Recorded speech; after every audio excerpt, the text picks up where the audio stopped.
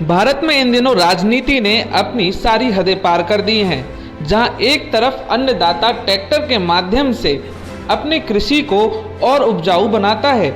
इसके साथ ही जमीन को जोतने से लेकर अन्य काम में ट्रैक्टर का उपयोग किया जाता है। लेकिन भाजपा सरकार के द्वारा जो किसान बिल लाया गया, उसका विरोध जताने के लिए कुछ विपक्षी पार्टियों ने इंडिया गेट पर ट्रैक्टर को जलाने का प्रयास किया, जिसके बाद अब भारतीय जनता पार्टी किसान मोर्चा ने आज बरेली में कृषि यंत्रों की पूजन किया है, जिसमें उन्होंने संदेश दिया है कि भारत एक कृषि प्रधान देश है और यहाँ पर कृषि यंत्रों की पूजा की जाती है, क्योंकि अन्नदाता अन्न उगाता है, तभी आज भारत के हर नागरिक की थाली में अन्न पहुँच पा रहा है। इस बारे में अधिक जानकारी देते हुए भारतीय जनता पार्टी किसान मोर्चा के ब्रज महामंत्री ने बताया, यहाँ पर किसान खेती, हमारी खेती कोई व्यवसाय ना होकर के एक संस्कृति है हमारी भारत की। उस संस्कृति में किसान बिना हथियारों के या बिना कृषि यंत्रों के कभी भी अच्छी खेती विकास के रास्ते पे नहीं जा सकता है।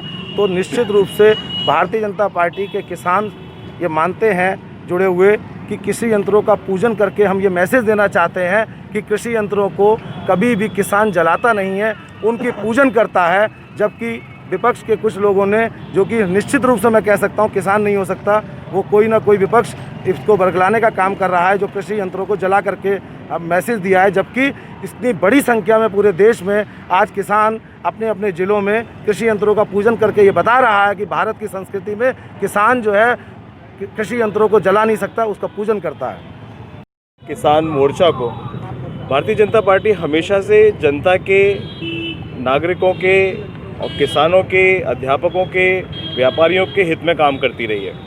आपने देखा होगा ये देश इस वक्त बहुत सारे रिफॉर्म्स के थ्रू गुजर रहा है। इकोनॉमिक रिफॉर्म्स हो रहे हैं, एजुकेशन पॉलिसी नई आई हुई है, हमारे व्यापारियों के लिए नई नई दूसरी पॉलिसीज़ बनाई जा रही हैं, जीएसटी लग रहा है, टैक्सेशंस के डिफरेंसेस आ रहे हैं। सिमिलरली इस देश में पिछले 70-75 वर्षों से सिर्फ मौसम पर आधारित किसानी या खेती की जाती थी और उसको बेचने की कुछ व्यवस्थाएं होती थी कि वहाँ पर बिचौलिए होते थे, और इस वजह से किसान को उसकी उपज का उचित मूल्य नहीं मिल पाता था। और हमने, क्योंकि मैं डॉक्टर हूँ, मैं हमेशा ये देखता हूँ कि कहीं ना कहीं जब उनको कहीं कोई मुसीबत आती थी, इलाज कराने की सिचुएशंस पहुँच जाती थी, तो वो बड़ी एक असमंजस की स्थिति में थे कि हम कुछ उचित इलाज करा पाएँ कि नहीं करा पाएँ।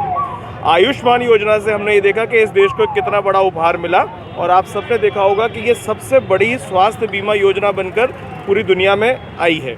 सिमिलरली जो ये खेती के जो रिफॉर्म्स आ रहे हैं, कृषि सुधार विधेयक लाए गए हैं, कानून बनाए गए हैं, इनका एक बहुत बड़ा फ़ायदा किसानों को होने वाला है। जहाँ कहीं जो साल भर में 2 फसल उगाता है, उस 2 फसलों का उसको उचित मूल्य अगर मिलने लगे तो उनका पूरे साल का खर्चा बहुत आसानी से निकाला जा सकता है।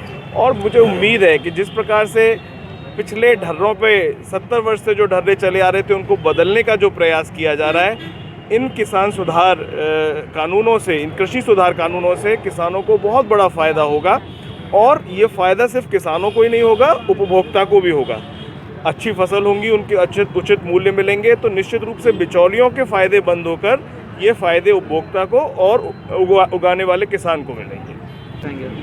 देखिए, भारतीय जनता पार्टी जब सत्ता में आई तो ये मान कर आई कि हमने देश की तरक्की के लिए कुछ भी करने के लिए, अपना स्वार्थ बिल्कुल भी नहीं, फिर देश का, जनता का, किसानों का, गरीबों का उत्थान करने का विचार बनाया गया। और उसी को लेकर बहुत सारे, अभी जैसे डॉक्टर माहेश्वरी जी बता रहे थे कि बहुत सारे सुधार किए गए हैं। विपक्ष इस वक्त बौखलाया हुआ है कि इतना कुछ जो भी उसमें लिखा गया अपने घोषणा पत्र में, वो सब पूरा कर लिया मोदी जी ने, बीजेपी की सरकार ने। तो इस ढंग से तो पूरी जनता भारतीय जनता पार्टी के साथ जिस ढंग से जा रही है, बौखला कर ये लोग हर अच्छे काम का विरोध करने की कोशिश करते हैं। हम लोग जनता के बीच में, हमारे कार्यकर्ता जनता के बीच में जाके जनता को बताते हैं कि इन सब चीज़ों का क्या लाभ है और क्या नुकसान है। तो हम जितनी भी अच्छाइयाँ हैं इस कृषि बिल में, हम जनता के बीच में घर घर जाके बताना पड़ेगा, तो भी बताएंगे। और वाकई ये एक ऐसा बिल है जिससे किसान खुशहाल होगा, उसको उसकी कीमत, फसल की अच्छी कीमत मिलेगी। और अगर किसान खुशहाल है तो हमारा देश खुशहाल है। तो हम लोग लगातार इस प्रयास में हैं कि जो भी अच्छा काम हो उसको जनता को समझ में भी आना चाहिए। विपक्ष कुछ से चाले चलता है, उसके विरोध में उल्टा सीधा बोलकर लोगों को भ्रमित करता है, तो हम उसके अगेंस्ट अपना